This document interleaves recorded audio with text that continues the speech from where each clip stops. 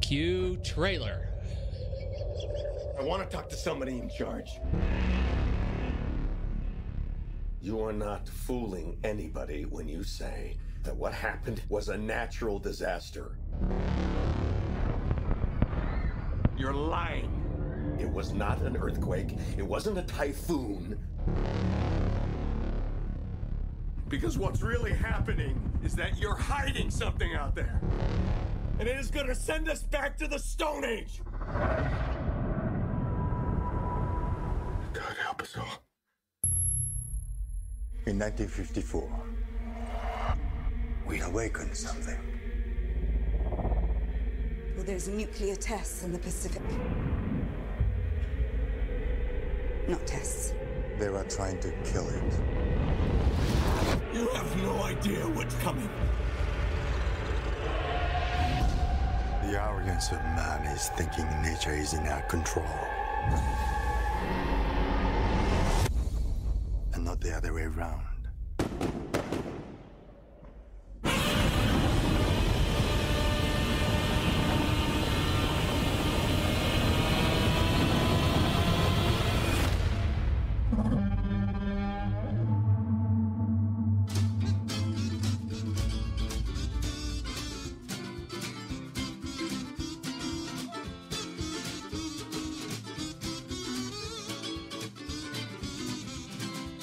Hey, welcome everybody, gentlemen. Thank you for joining this esteemed gathering. How is everybody? Good. You doing okay? You. We feeling good? Yes. It sounds like nobody's feeling all that great, except for Tom. I'm doing great. That's Tommy Handsome right there. Hello, friends. Hello, Tommy Handsome. And the, I assume, silent and grumpy Steve Sarmento. That's true. You usually call me the kindly, and I don't think that's going to apply this week. I don't think it is. I can feel your energy from here. Andy Nelson. Hey, hey, hey. Hey. Ooh, I like that catchphrase. Trademark that. That's right. This is The Next Reel, everybody. Thank you so much for joining us. If you want to find out more about the show, head over to thenextreel.com. You can read the blog stylings of the goodly, kindly once and future king, Steve Sarmento, present and accounted for.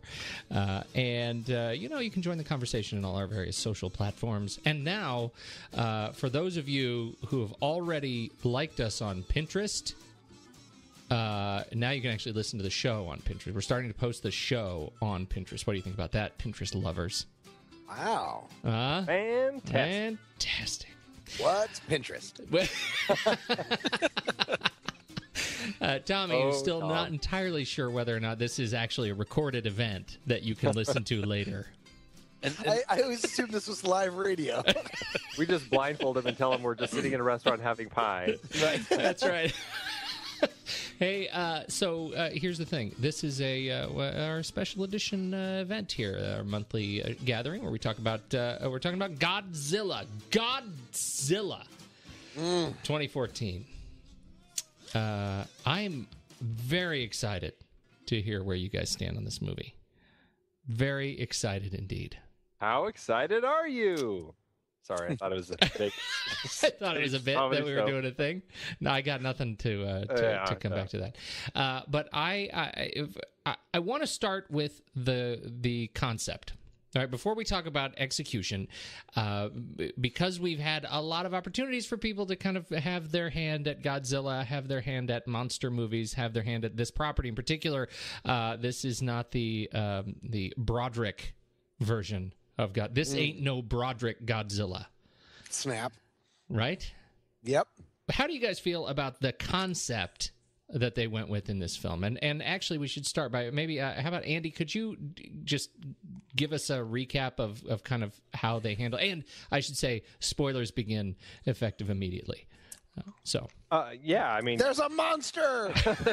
There is. There are 3. No. And lots of babies. It's Godzilla rises from the water to stop 2 Muto that rise from the water, or rise and appear eating nuclear waste. And that's really the story. Godzilla is a force of nature designed to help rein in the system when other evil forces of nature rise. And then we have the humans who try to figure out what the hell's going on. Okay, anybody here, was anybody here a big fan of the original Godzilla? I'm sorry, I've never seen it. I never grew up watching any Godzilla movies. I've only seen Godzilla in 1985, and I don't think that's a fair representation of it. And the Matthew Broderick one, but I don't really count that. Oh, no, I grew up on the old ones. They were always on like WGN or whatever, on Saturday afternoons. Right. And yeah, I've seen, with Mothra and, it's been a long time since I've seen them, but yeah, really always enjoyed Man in Suit, destroying the city. Well, okay, so that's my question then, Steve. And then I guess this is for just you and me. How did the concept of making this Godzilla? This really felt very much more like a sort of a part of a series, like they're trying to make it part of canon. Yeah, I've heard this referred to as a reboot, and it's not really, because I think even the title sequence, the opening credits, they're establishing that history going back to the original Godzilla film, and that there's a continuity of the chronology and everything. So that's the sort of initiating circumstance that we see, and the story takes us up to the present, but it's definitely tied to that past. It's not, forget everything. This is a completely new universe with an entirely new creature. And I think even the design of Godzilla, you can see that they went back to sort of the origins as opposed to what they did in the 98 version, which didn't really bear a resemblance to the original Godzilla monster design. I think there were some similarities in this one. So I think it was, to me, very intentional to have that connection. If I recall, the 98 Godzilla had a monstrous underbite. It was very lizard. I think they really kind of were patterning after some of those monitor lizards that live on some of those, Pacific islands. And they kind of were, I think they were trying to be a little more, quote unquote, realistic as far as take this lizard, what would happen to it if radiation caused it to enlarge. And they removed the whole aspect of person in suit look. Yes. And I think that's what bothered people so much. Well, I found myself really more bothered this time by the creature. Am I alone? I think you're alone. I liked it quite a bit. Compared to the Man in the Suit, or? Well, okay, better than the Man in the Suit. But I found myself wondering. It was close enough to the Man in the Suit. We'll talk more about that in a minute. I felt like the monster was in many ways one of what I call the two betrayals of this film. Do tell. Well, the first, for me, I want to wrap up this conversation about the concept. We go into this film, like you say, Andy, I feel like I was expecting a reboot, and it ends up being this much more of a sequel, where we now get to experience the 50-year later the repercussions of what we've done. And I sort of feel like, oh my gosh, the Cloverfield monster's here. And so now Godzilla is going to be our Terminator 2, come with me if you want to live, really became kind of a frustrating kind of trope for me in this film. I didn't find the film scary. I didn't granted, I didn't find the 68 or whatever Godzilla scary, or the other ones, but I felt like it lost a lot of the intensity because of that turn. Because they tried to make this sort of Godzilla is the natural balancing figure, is such a prominent theme for me. But wasn't that what happened to the Godzilla series? Aside from the first one, which was Godzilla the monster coming in destroying everything. Yeah. But after that, it became monster after monster after monster that came in to stomp all over everything. And Godzilla was I don't want to call him the hero monster because he was still destroying things, but I mean, he was really the one who would come in and stop Mothra from destroying the city. I mean, that's my understanding of them. You guys watched them more than I did, but... Yeah, see, that's what I wasn't prepared for. I really thought this was going to be us versus Godzilla. And again, I already said I didn't grow up with it, so that's my personal problem, and I'm working on it. What? But the idea of that, I thought it was going to be much more like Cloverfield in that it's us versus Godzilla, and then when we just had these other monsters, then it was monsters fighting monsters. I really wanted, personally, a humans fighting monsters, not monsters fighting monsters. Whereas in this film, and again, I did end up really liking it, but it was just like the humans were so like did nothing.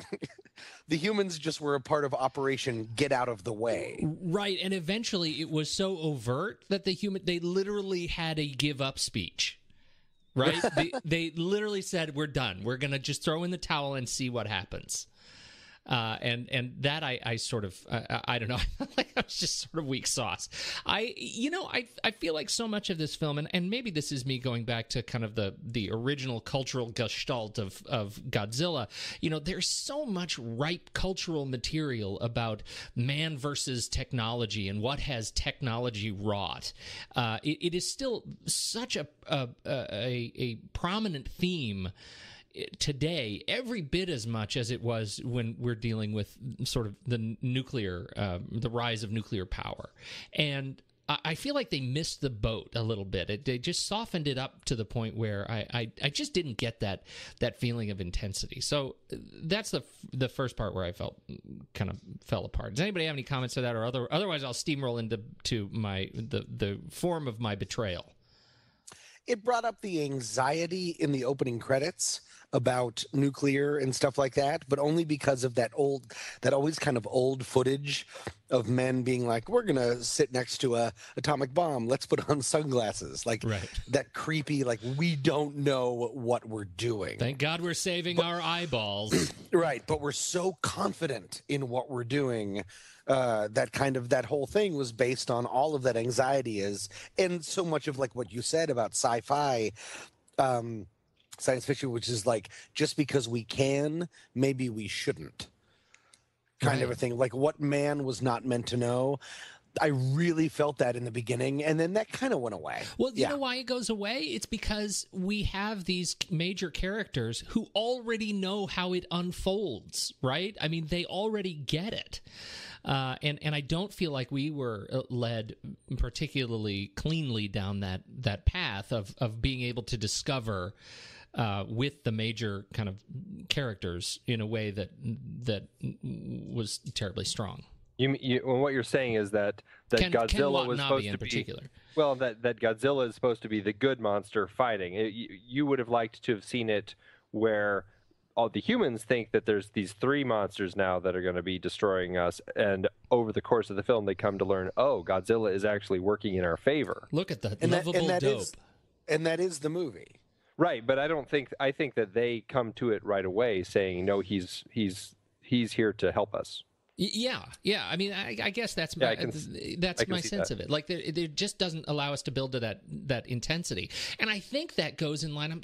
This is the piece that's really been bothering me. I feel like I'm perseverating on that last bit, way too long. The real thing that bothers me is how they handled the reveal of the monster in the film.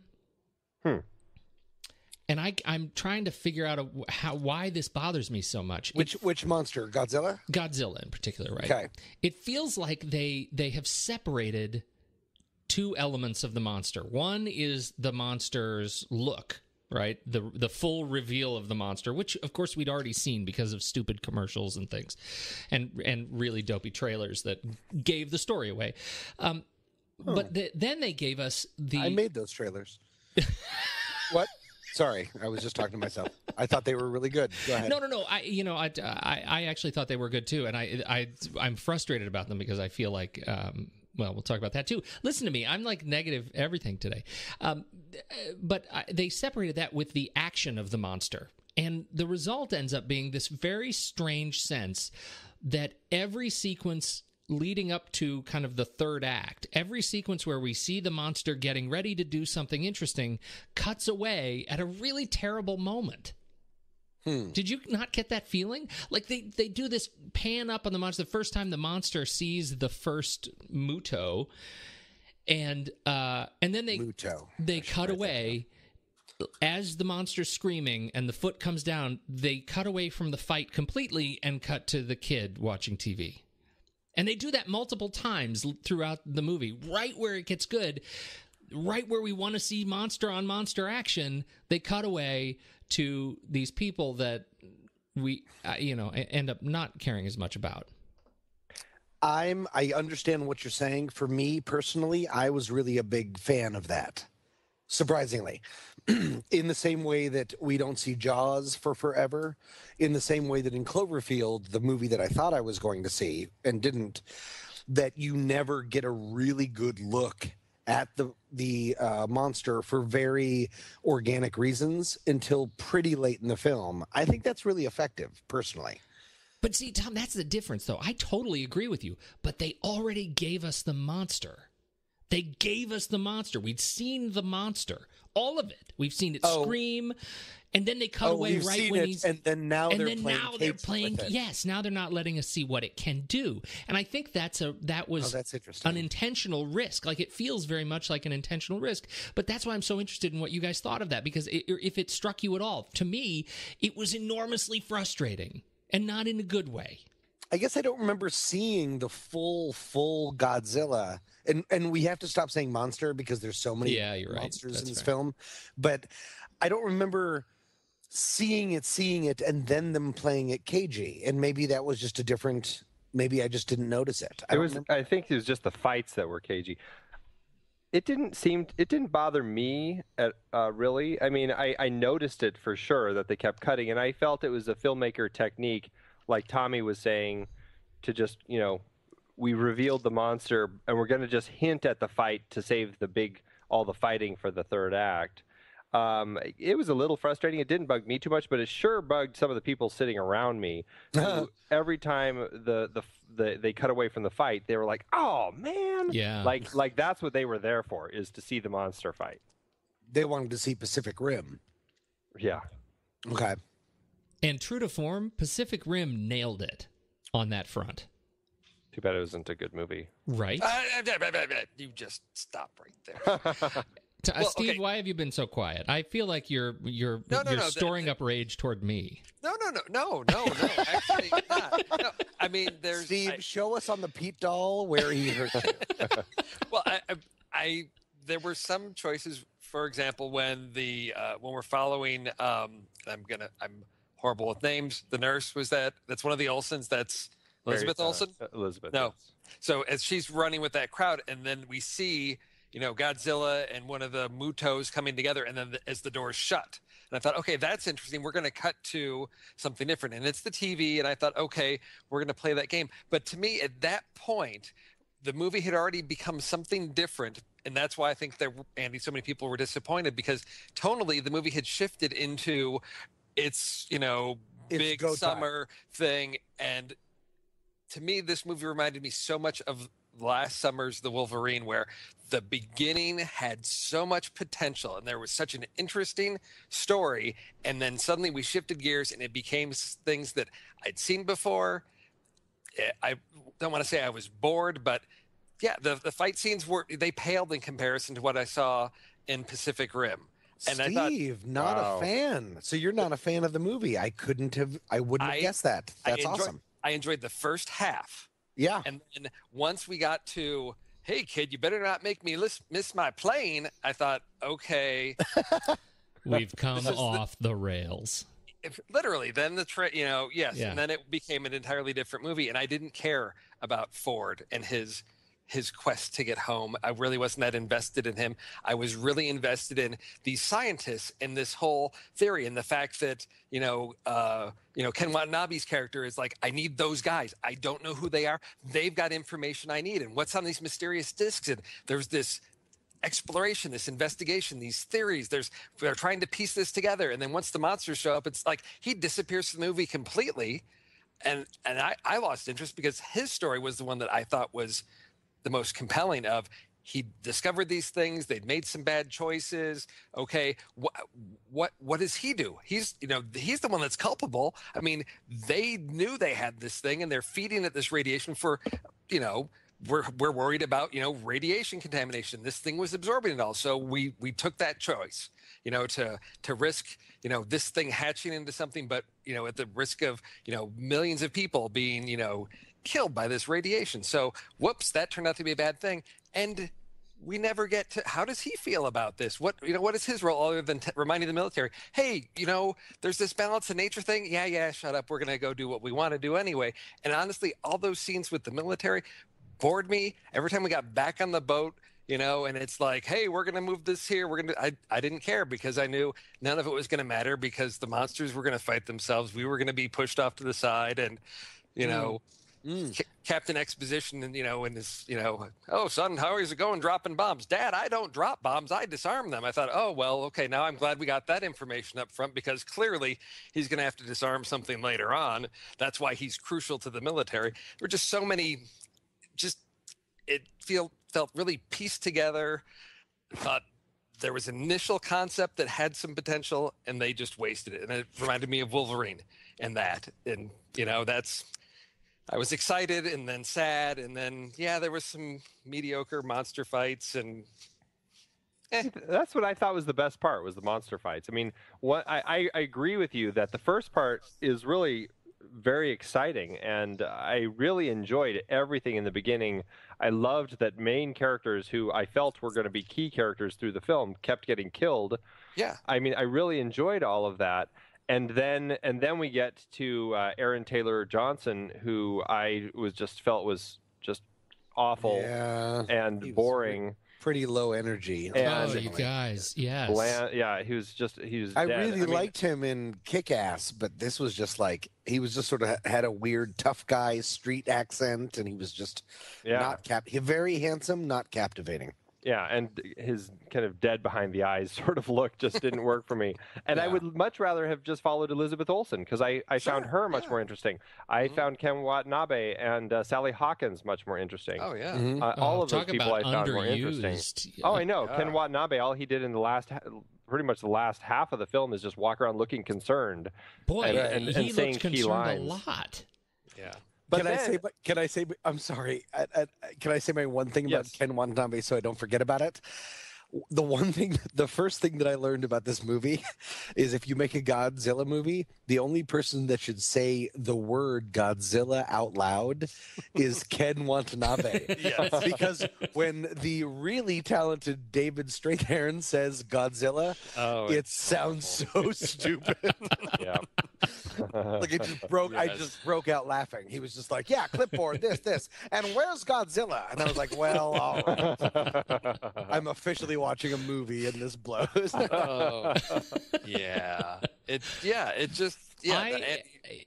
ahead, Steve. Finish your thought. I was just going to say, no, Andy. You're right on. There were a lot of underutilized characters, and there are a lot of other choices that I think could have been made, just story-wise, of who are we following and why are their stories interesting. And I was really thrilled with, okay, we've got Bryan Cranston, and whoa, now we don't have Bryan Cranston. So, then I'm expecting the story to transition to our team of scientists that we've, seen since the, very beginning of the movie, that we're going to follow them through this and how they're going to solve this mess they sort of started, not,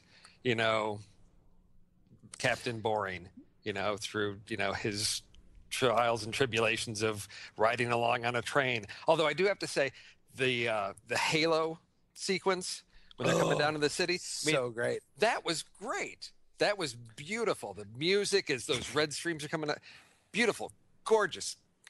The film was filled with a lot of dumb stuff and inexplicable human things. Yeah. I felt the military was like so weird, of like, why are we transporting nuclear weapons by train or like Amazon when in the very next scene they're being lifted by Amazon. I think there was a scene in there. I think there's a .com. Yeah, they just put it in one of their big lockers.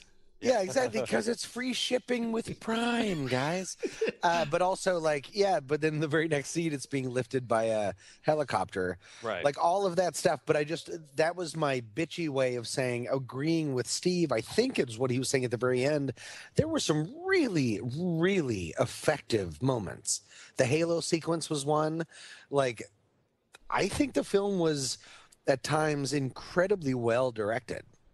Well, I think this gets back to my challenge, because I agree with you. There were for me some major set pieces that were really interesting to watch, and I actually really liked the them walking on the train rail sequence with the guys on the bridge and down below, and the dropping of the flashlight. Like, there was some really kind of intense stuff going on there. I thought that was great. The Halo sequence was also, agreed, totally fantastic.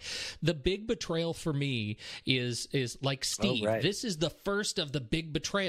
This movie was pitched as a Bryan Cranston film, right?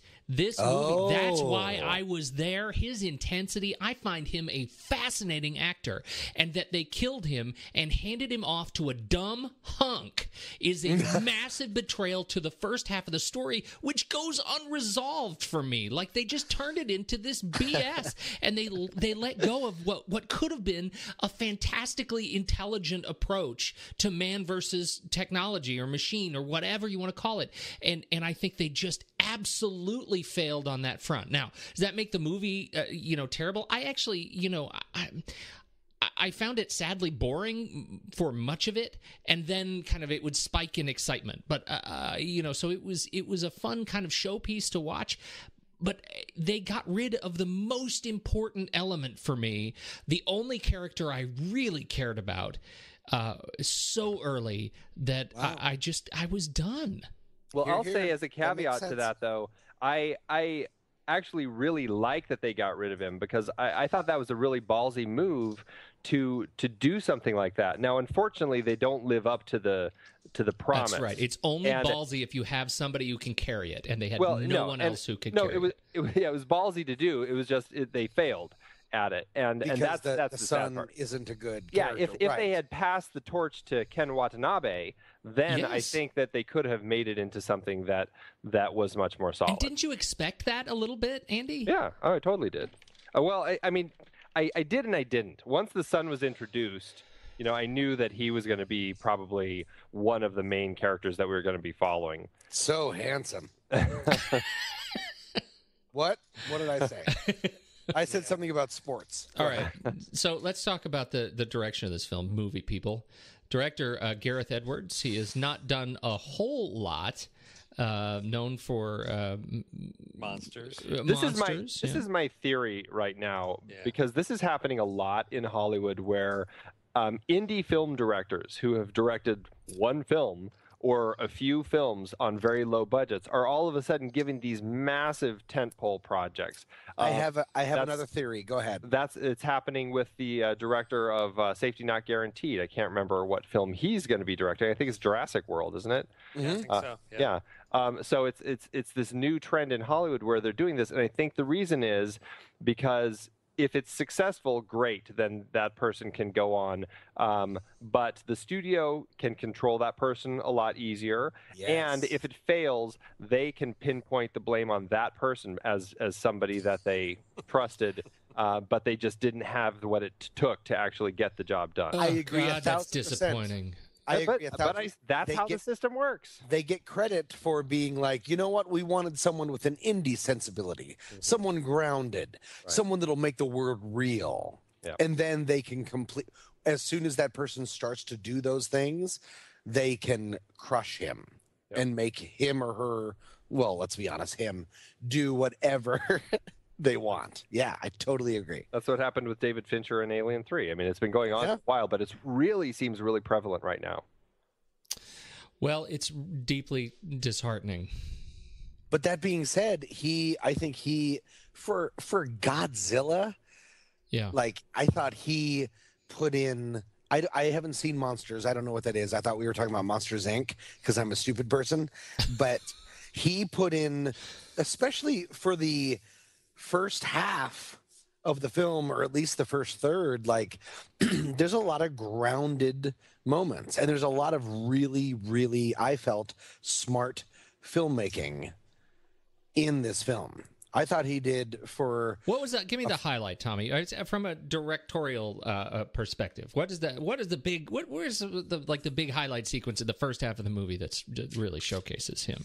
I thought the tension that he put up with the China Syndrome-ish room about the seismic events going on and having to run down, trying to not close the door until the last second. I thought that was all handled really well. That's a really small moment emotionally in a big film, and I thought he handled it really well. I agree. Yeah. I also thought that there was some... I thought he really used...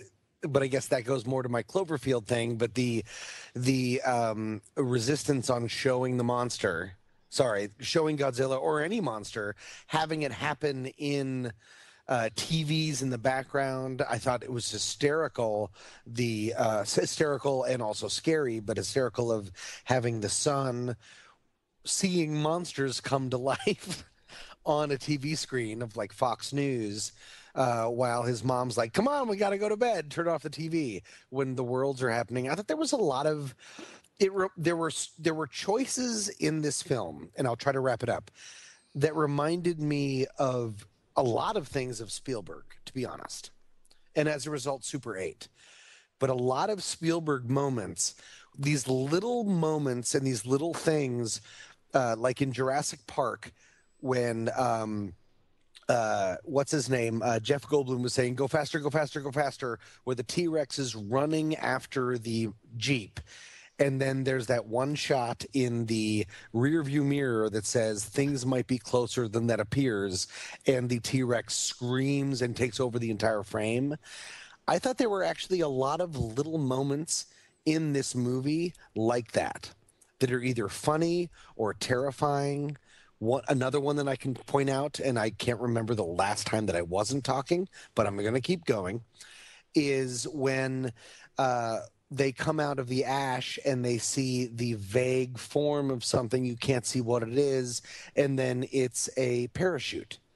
Oh, and there's a man in a parachute. Well, what does that mean? And then all of a sudden, a huge plane that obviously the guy parachuted out of crashes into a building behind them. Mm-hmm. Like you're given so much money and so much effects, but that's really smart. You didn't just use it. Roland Emmerich's Godzilla the problem with that was it was all filmed from Godzilla's perspective. So you just got numb about buildings being destroyed. And you're saying by contrast, you didn't in this film?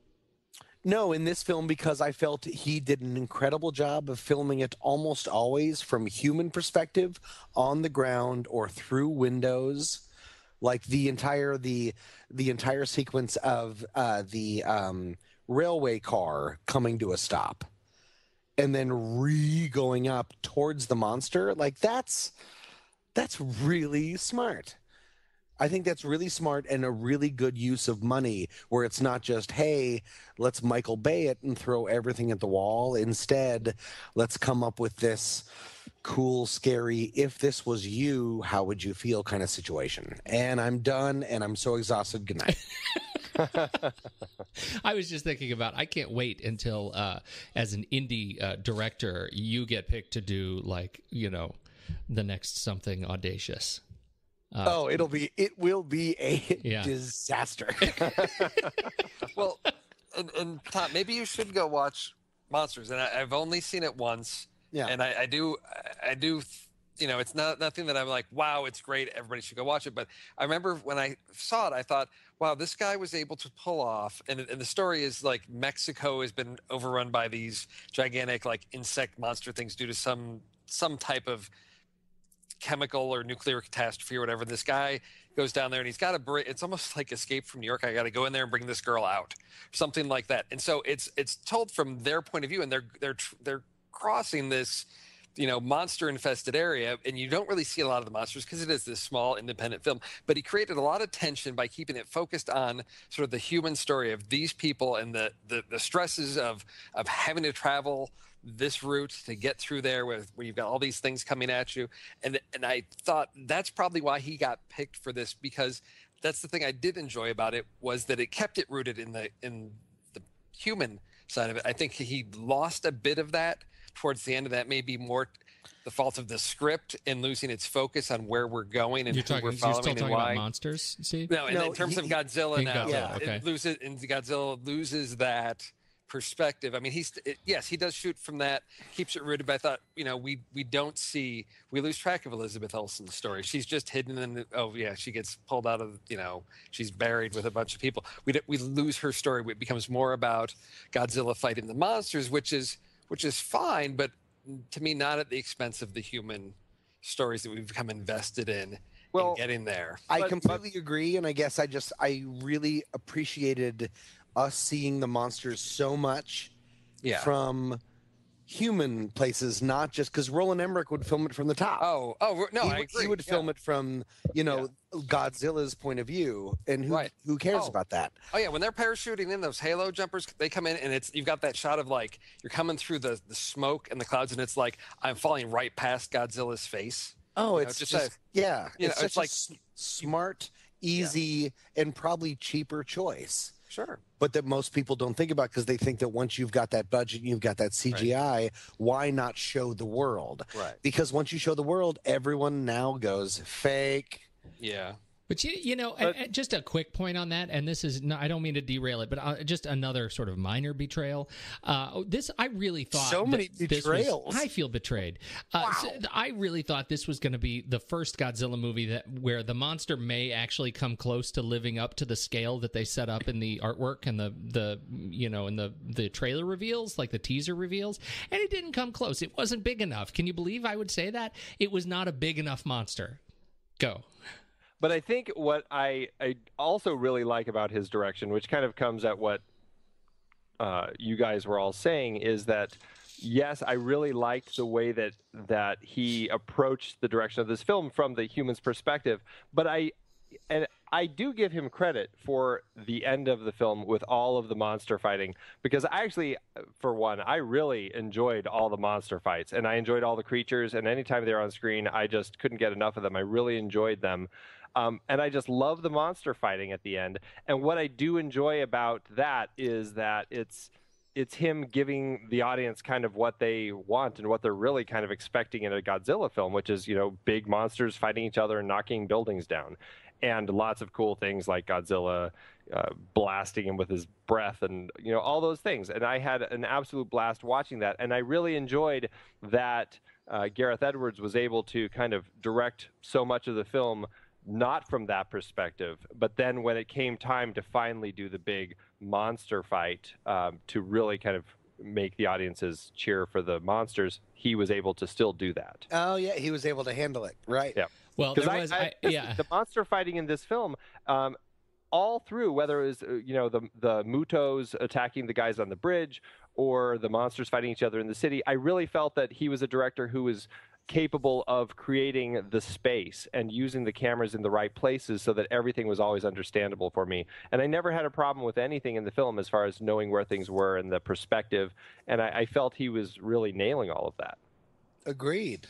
When Godzilla breathes fire, radioactive fire, down the throat of the Muto and rips its head off, my theater went nuts. That was super cool. I'm just saying that was super cool. My theater burst into applause. Yeah. Yep. I needed that. Yeah. All right. The screenplay. I need a drink. Screenplay was written by Max Borenstein, who I think falls into the category that we were just talking about with indie directors, right? I mean, this is a guy who hasn't written a whole lot, and is credited with writing the upcoming Seventh Son, the 18th century, apprentice story or wizard battle story, starring the lovely Jeff Bridges. You mean that is Big Lebowski sequel, where we've got Jeff Bridges and Julianne Moore, and the fact that that's slated for a February release just tells you right that's just tells you everything. And so here I wonder, again, not to belabor the point, if this may be, symptomatic of kind of why the film sort of falls apart dramatically, if not visually. Well, and it's interesting that the person who is the more experienced writer, Dave Callahan, who has written, The Expendables and the Doom, some bigger films, bigger action films, is on as story only. So it makes me wonder. There were a lot of hands on this. Story through the development. Yeah, exactly. It makes me wonder how many hands ended up being on this, and that Max Borenstein ended up being the one that ended up getting the most credit in the end per WGA. Yeah, this would be interesting to see. David Goyer and Frank Darabont also, I guess, have some writing in this. So some big names with this. Again, not getting the credit, but put some work into this. So, and that's where I feel like that's why it comes off as such a mixed bag. You've got such strong character pieces, but again, not knowing who ultimately is responsible for which pieces, but it seems like there was a really good setup and just the follow through on the tail end. Like I said, the Wolverine, they felt like they put it on coast. Right. It starts to feel like a Hollywood Mad Lib. Yes. Well, but see, I like the last climactic act of this film so much more than I did Wolverine. Oh yeah, I agree. I mean, yes, but they're that final bones showdown for blades. Bones. The fights between the monsters were that final showdown was good. I felt like there were some logic problems, and maybe it's just assumptions I was making to just sort of understanding these creatures, because I thought, okay. Because we get they're laying eggs or whatever. And I thought, okay, if I go back to the beginning of the film in 1999, when they discover these two pods that these two Mutos eventually come from, that one has already hatched and has, to me, appeared as if it dragged itself to the ocean, because it leaves this wide swath of just, torn up land, this big trench that it's dragged itself to the ocean. So I'm imagining something like, I'm not sure what at that point. When I see that it hatches into this thing with wings, I'm like, oh, it was like a giant grub worm or something that just, dragged its way there.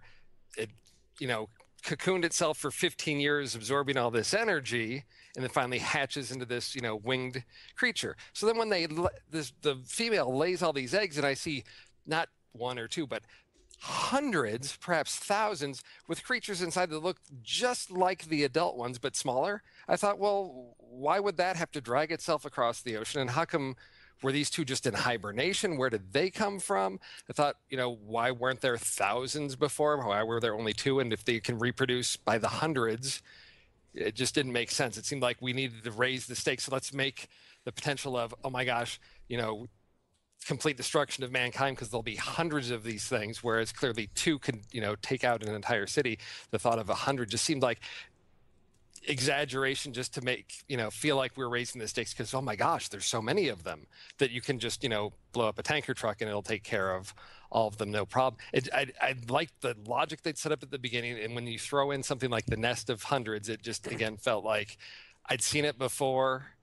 And I guess I had a flashback to the Emmerich Godzilla, where weren't there baby Godzillas running around? Baby Godzillas in the stadium, exactly, slipping on gumballs. That's exactly right. Exactly, and I thought, well, the baby monster thing again. The visuals of that were stunning. I really did like the visuals of those eggs, but I agree with you. And the question that it raised for me was, okay, so say humans didn't discover that den of eggs and didn't destroy it, and they all ended up hatching in 15 years, and turned into more Muto, and all of a sudden now there's hundreds of them running around. If there's this yin-yang monster thing going on in our planet here, how is Godzilla going to handle all of those? I mean, it took him quite a bit to just handle those two. Well, two of them just took him down. Right. Yeah. Well, and that's why, because that was the thing they found, right? They found the skeleton of Godzilla with the Muto eggs next to it. Am I right in thinking that? It was something like that. It was something that looked larger, and I was trying to listen. Something that was larger than Godzilla, because I thought she said, "Is it him?" And he said, "No, this one's larger." Well, so larger than the '54 Godzilla. Right. Yes. Yeah. Well, yes, and okay. Tommy, were you going to say something? No, I was just going to say I'm so glad that we're bringing this part up because I felt very uneasy for about the first third of the film, feeling like I didn't know what was going on, who knew what, who knew where, and then we got like a Dharma Initiative film strip where they explained everything that had happened before, and I was like, oh, I kind of get it. But I was really unclear about what we knew when and what these spores were, and if Godzilla was trying to help us or just hates these other Cloverfield monsters or whatever. Well, see, to me, the beginning of this film reminded me a lot of Close Encounters of the Third Kind, with Bryan Cranston's character being like Roy, of the father who's trying to make sense of all this, and you've got a government that knows something and is hiding it from the people, and he's got a clue that there's something going on. He can't quite put his finger on it. And to me, that was just, I was totally sucked in for that ride. And I like the fact that I didn't know everything, because I thought, okay, I'm going to get this. We're going to have this discovery. But what I got was exposition dump and let's fight. Okay. Yeah. Sounds like Steve was betrayed a little bit too. Oh, so many betrayals. I was worried that I was supposed to know more about what was going on than I did. Well, I think you only feel that because there was no resolution to that they left that off. And I think it's one of the, often I feel like when I'm watching a movie and I go, it feels like they left some scenes out, or was there something missing? But I'm not paying attention. I think they didn't know where they were going with the story, or they made some choices to cut some storylines for whatever reason, or didn't understand how to tie things up, or couldn't for whatever reason, and the story feels like it's got holes in it because of that. When you have those scientists that, pretty much if you split this movie in half and watch the first half and the second half, you've almost got two entirely different movies with two almost entirely different casts, except for, Aaron Taylor Johnson sort of bridging the gap. Not even all that consistently, but right. And then you have his wife, and I think one of you mentioned, what happened to her part of the story. I don't, I think that was a miss, and I think not leveraging her role was absolutely a miss, because it ends up that she's just sort of filling a space of cute blonde wife and chubby child. She needed a real B story, like another. Because the humans, as I said before, I'm sorry if I'm repeating myself, humans don't really matter in this. Like humans cause a problem and then desperately try to solve the problem that they caused, which is the nuclear weapon. It's so weird. Like if all the humans were taken away, a jerk shows up and then another person shows up and they're both monsters and they fight it out and they win in the end. Right, and doesn't that seem like kind of a short sheeting the message? Like the message of this film, if you go back to the legacy of Godzilla, is man created something, and you know what? Really, actually, as it turns out, we can't do anything about it. So better give up and just watch what happens. So is it kind of like Frankenstein's monster in that way? Again, but that's what I'm just. Like I said earlier, I think that's what Godzilla became over the course of its 28 films. It became something that was just a fun film to watch monsters fighting each other. Well, and I would have said the same thing about those films too. Yeah, well, yeah, but I think to say that you just talking specifically the 1954 Godzilla. Right. I just don't think that this is the film that betrayed that. I think this is a film writing that betrayal that's been going on for 27 other films. Now there is officially a legacy of betrayal. Yes. Oh my God. Oh my God. All right. When you have like Godzilla versus King Kong or things like that, it's betrayed. Yeah, it's officially betrayed. And I think that's then we'll call that a missed opportunity. To do something to actually do something, and that I think is why I'm so frustrated by the first half of this movie, that I think they had the opportunity to do something really grand and ended up making a monster flick. And because I do, and to ape on that, I love that this was more. Wait, what are the movies I'm about to hold on. Boop, boop. All right. I love that this was more Deep Impact than Armageddon. Yes. No, honestly, like that's like I'm not trying to make a joke. Like I love that I kind of liked its self-seriousness. But even in Deep Impact, sorry, I was going to say, but even in Deep Impact, they had better character development, or at least B supporting stories, even if I didn't think it was a good movie.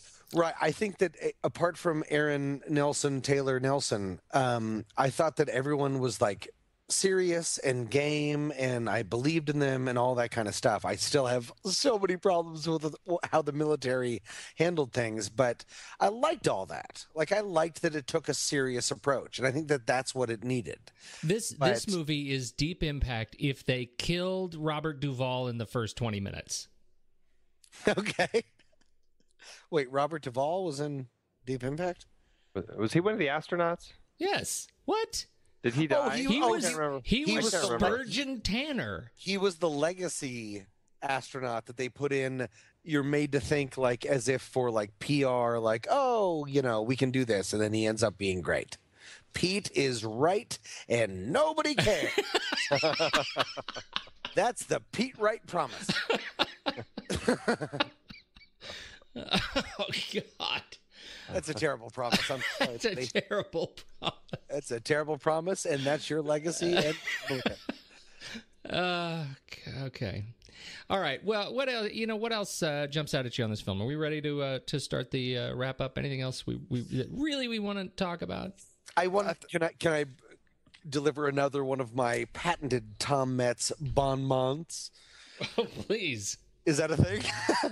No, I like the idea because I keep harping on the idea that the military didn't seem to realize that there were monsters. And so they kept doing things like, all right, so we're going to put you in here and we've got snipers on the roof. What?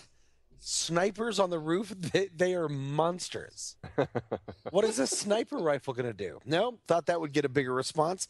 The only other thing, now that ate S word, the only other thing is the thing that really drives the movie is Ken Watanabe's Pete. You talked about this, about the idea of Exposition Magoo, or I think maybe it was Steve.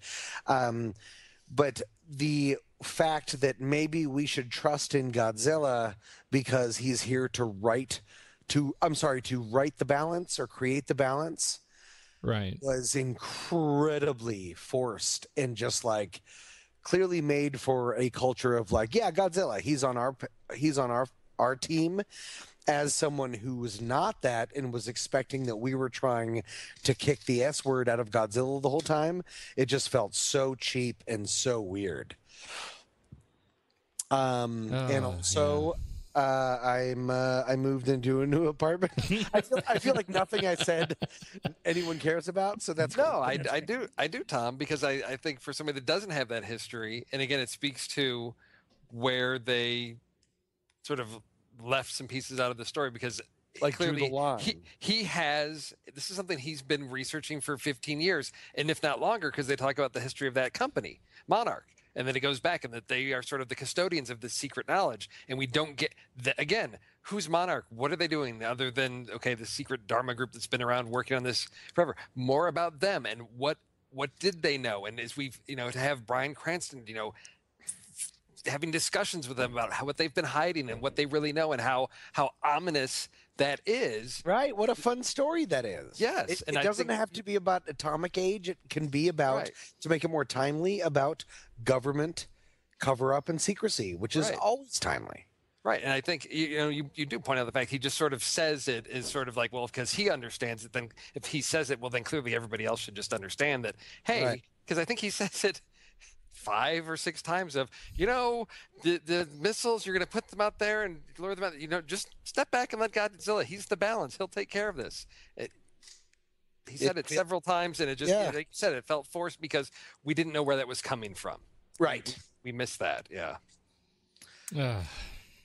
I dropped another mic. I enjoyed the score. Like I said, like with the. I thought the score was fantastic. It was great. They actually don't play the score at all in non-Atmos theaters, so I didn't even hear it. You didn't even get dialogue. There's no music. You had the theater owners just reading from the script. But I mean, overall, it's like I said, it reminds me of Wolverine. You can sit there and you can enjoy this film. It's nothing that's, I would say, if you're looking for something fun and enjoyable to see, you will be entertained. And it's smarter than it needs to be. Yeah, a little bit. I mean, I think so. Went with my youngest daughter, and I said, "Okay, what did you think?" Yeah, it was good. She said, "I said, compared to Captain America, oh no, Captain America is way better." So I'd say if you haven't seen Captain America, go see that. If you've already seen it, you're sort of biding your time for some of the later summer films. Go see it. You'll have a good time. But, fighting monsters, and the final fight between the Mutos and Godzilla. There's some really cool stuff, but just sort of shut your brain off and sit back and enjoy it. And surprisingly, about a film that turned out much more than I thought it would be, about a big fake thing fighting another big fake thing, or two of them, because that's not my jam. I thought it was a lot smarter than it needed to be. It was super dumb at times, but a lot smarter. It had such amazing sequences within it that I give it a Tommy Gold. I don't know what that is. Wow. I'm just trying to it's a new thing. Go ahead. I'm done. That surprises me so much. I thought, of course, if anybody is going to be ready to diss on this film, it's going to be Tommy. Because why? Giant things throwing things into other things. Because I went back and forth. I really got upset with the film, and I was really let down. And then I took it for what it was. Yeah. And then what it was, for a film this size, for a film this promoted, for a film all this kind of stuff, it had more smarts than ever get into stuff like this.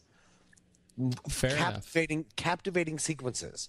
I mean, like right before Godzilla's getting his big thing, the pens roll down the table because the thing that's like Jurassic Park, the water in the cup. Yeah. Oh yeah. Or even the scene with the family on the beach, which it's like they're seeing the explosions, and then the little girl turns, starts walking to the shore as the water is receding, and my daughter leans over and goes, "Her parents are horrible. She's just like walking off to the ocean, and there's things exploding, and they're not keeping track of her." Well, you talk about. I was waiting for her to get she's like, "No, not the dog. The dog. Yes. Let them save the dog." The dog. That sequence was all too brief, but you talk about homage to Spielberg. Right. I mean, that dog was freaking Pippin. Oh, yeah. I mean, but it bothered me because they had just previously had that Muto set off an EMP blast that took out all the electricity, but then as the tsunami comes through, it's knocking the power out of all the buildings. I thought, didn't we already lose power? Well, whatever. I'll watch the dog run. It's fun. Yeah. Can I say one last dumb thing? And I'm so sorry because I know I'm dragging it out, but it just makes me laugh, and I'll feel sad if I don't do it. Is that in the fight? There's that one dumb shot in the final big, like, monsters, EMPs, the world is ending. And then you see it the one time they roll an Emmerich is there's people at work. Right. Yes. They're in an office building, clearly having a meeting, and then they're like, "What? Monsters?" And I couldn't stop laughing about that. Of like, what meeting is so impossible, where everyone in the entire city isn't just going, "Oh my God, monsters!" Instead, they're saying, "Johnson, where's that report?" I just thought that was so funny.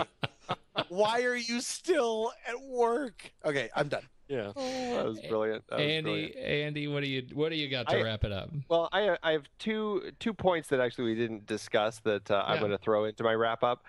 One is just the fact that I believe today, I think that there was that new report about that largest dinosaur bone found down in Argentina, and they think that this dinosaur was the size of potentially as 40 meters long or 130 feet long, and that made me think of that. What's the how long article? You put that into a thing of like how long that is. I'm not. They smart. said, they have it here. They said it's like 2 trucks with a trailer each, one in front of the other, and the weight of 14 elephants together. Oh my God! So that's how they describe this particular dinosaur.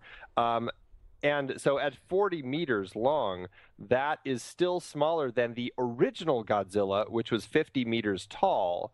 And now this Godzilla, and I'm looking at that article that you sent, Pete, about the ever-increasing size of Godzilla. And now this Godzilla is estimated to be somewhere between 120 and 150 meters tall. So it's huge. It's just the size of Godzilla has vastly grown. And I just found that funny. I actually didn't have any problem with the size. I know you said you felt he actually was too small. So I was like, wow, he's really got to be growing. But I found that interesting. But that's just something that's stuck in my craw after I saw that article about that dinosaur bone today.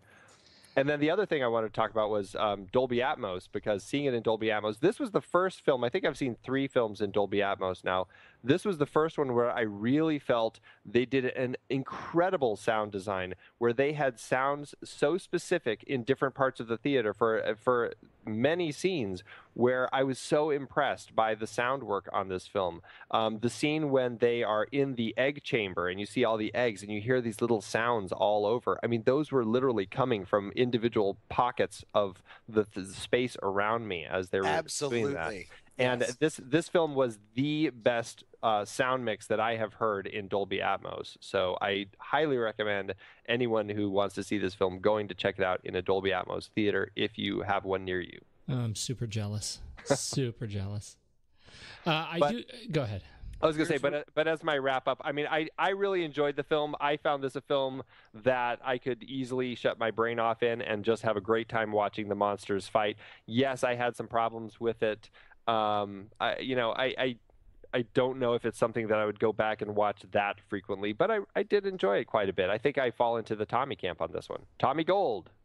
Tommy Gold. Oh, God, that old chestnut that I just came up with.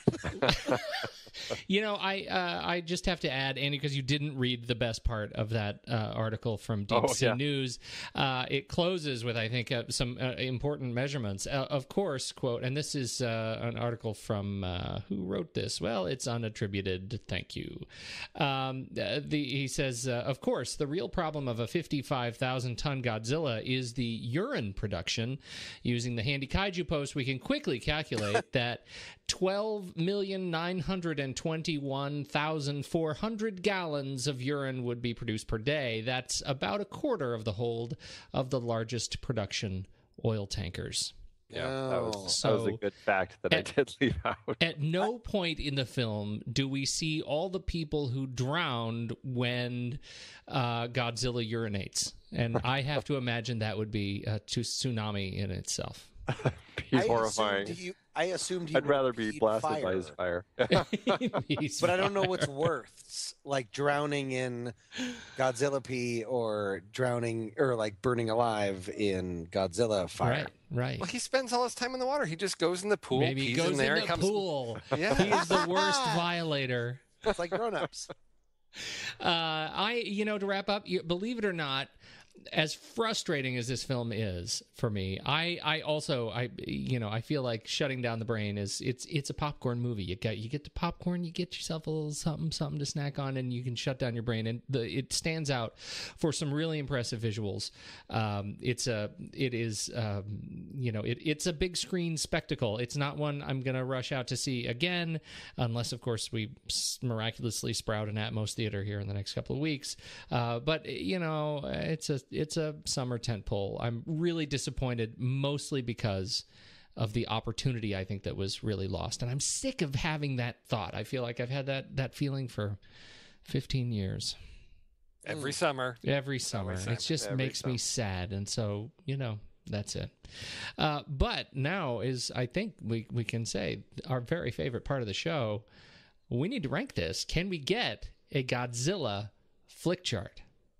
Flickchart, let's go Godzilla, it's Flickchart time. Please head over right now to flickchart.com/TNR Film Board, and you can see the rankings of all of our special edition Film Board shows. And let's see, is this going to crack the top 10? All right, here we go, guys. I'm so sorry. That's awesome. So That's sorry. good. Godzilla or Cloud Atlas? I I would go Cloud Atlas. I would also go Cloud Atlas. Still abstaining. It's on my need to see list. And Tommy, have you seen Cloud Atlas, Tom? I totally watched it and abstained. No, still haven't seen it. All right. Godzilla or the Wolverine? Just for you, Steve. Oh, no. I will have to say Godzilla because of... Okay, man in suit versus man in suit. I'll take the Godzilla man in the suit versus the old guy in the steel samurai suit. So, Godzilla. There you go. Godzilla. I'm all Godzilla on this one. Well, I'd probably do Wolverine. But it doesn't really matter. So who's really keeping score here? That's right. Godzilla or Thor: The Dark World? Thor. Which one was Thor? Was that the second one? Yeah, that was the second one. Christopher Eccleston is the weird elf guy. I would do Godzilla. Godzilla for me, Tommy. Oh no, it's Thor. It's more fun. Thor because it's got science. Yeah, but also, guys, I'm going to stop doing that right away. I could watch just the monster fight in Godzilla over and over instead of anything in Thor. Oh, you really didn't like Thor that much? Because I enjoyed it, but it's it didn't knock my socks off or anything. Literally. But oh man. We're tied. So who's gonna do a? Who's gonna do? I'm not budging because Thor didn't make me angry. It wasn't great. I'd say they're better Marvel films. There's better films than Thor, but I didn't walk out going, yeah. And I'll probably go back and listen and hear all these problems I had with Thor. Sure, but as of right now, I'm feeling bitterly disappointed by the beginning of this film. Yeah, I'm kind of there too. So let's do a rock paper scissors. You ready? Andy, you and me. Andy, you and me. Okay. Yeah, all right, ready? 1, 2, 3, scissors. Rock. That's not how that game should work. There was such a delay. That's ridiculous. There's not a delay on my end. We did exactly. Sure. We've done this before, and it never really plays out. It doesn't work in my very favor. well. Oh, Godzilla, right, Godzilla or Prometheus?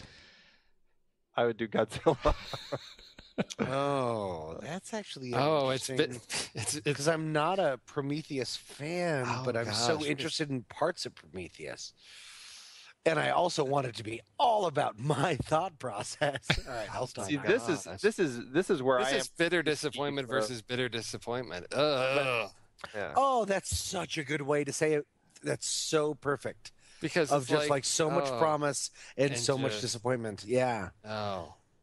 Prometheus, the anger that I had about things in Godzilla, about snipers and still bringing a gun to a monster fight, is less than all of the things that angered me in Prometheus. So I'm going to go with Godzilla.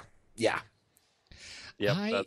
I also will go Godzilla because as much as I feel these little betrayals in Godzilla, I think Godzilla really ultimately betrayed itself. Prometheus really betrayed me. Personally. Wow. Take that, Ridley. I want you to have like a blood debt with every filmmaker. That's perfect. It starts with Ridley Scott. The line must be drawn here. No further. Oh, that's awesome. All right, so Godzilla wins that one. And we're at Godzilla versus Divergent. Divergent. Oh, fabulous. I deeply look forward to you gentlemen hashing this out. What? With Divergent versus Godzilla? I thought we didn't see Divergent. We did. That was 2 months ago. Not only did we see it, it was only 2 months ago. Remember the 5 factions, and we all enjoyed that. Pete had problems, and Tom and Andy and I strongly defended it and enjoyed it. Oh, that's right. Yeah, you guys have no trouble with it. So I imagine you guys are Divergent over Godzilla. Am I right? would pick Godzilla still. Are you? Wait. I like Divergent, but I enjoyed Godzilla more because it's got monsters ripping heads off each other. Yeah. Yes. This is why Jurassic Park 3 is a guilty pleasure for me, because I just enjoy watching the monsters running around. Well, even now that I have read all of the books in the series of Divergent, and I know the entire story, I'm still going to say Godzilla. I did the entire thing. I don't know that that's really a appropriate response. No, that you it's can completely read. inappropriate. That you can read. Hooray! I would say Divergent. Steve? Yeah, I didn't walk out of theater angry with Divergent, and I'm agreeing that both films have flaws. But if I look in terms of what the films were trying to set out and accomplish, Divergent maybe had set a bar lower for itself, but it got there. Whereas Godzilla had established something and then fell far short of that. And in what it was trying to accomplish, I think it let itself down. Whereas Divergent was consistent in what it was unto itself. Wow. Steve, my favorite part of listening to you is that at times you're like, you sound like a super young hip guy, and then at times you sound like a fussy old man. And I don't know what I sound like, so that's not a discredit. I just sound like a drunk weirdo. But like, I just love that at times you're like, Mr. On the Ball, and then at times you're like, get off my lawn. I love it. Oh, I love it. Oh my goodness! You know what? I think I'm going to switch to Divergent just for all of that. I am too, actually, for the same reason. I have been swayed by the congressman from Arizona. So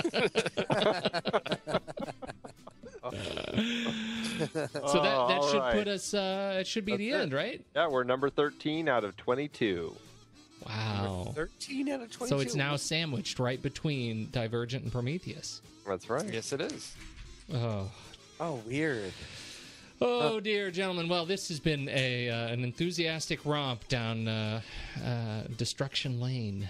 Thank you all so much for your time. It's a big summer, and I think there are big summer things coming up. So I think whatever happens, you can bet we're going to be dishing about something big next month. Absolutely. Andy Nelson, thank you, sir. Yeah, you bet. Steve Sarmento. I'm far less kindly this week, but I enjoyed speaking with all you gents. And Tommy Handsome. Always a pleasure.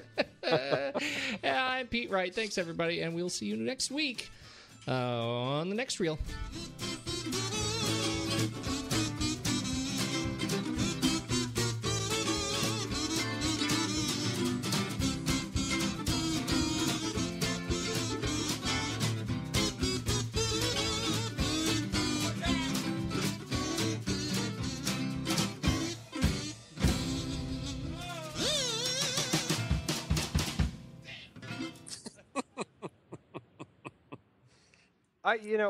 My sense of kind of what.